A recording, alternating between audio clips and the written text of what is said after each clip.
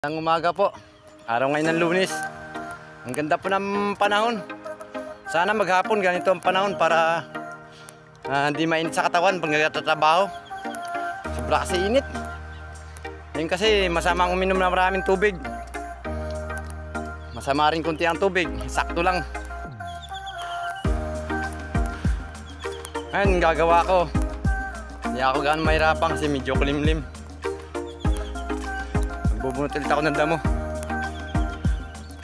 Kaya ito, sa araw-araw na buhay, ito lagi ang ginagawa.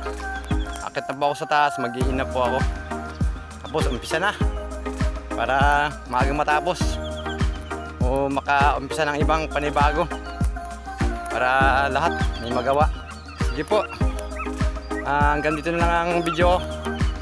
Pakipalo niyo po ako, pakiclick notification bell po, subscribe niyo ako para lagi update.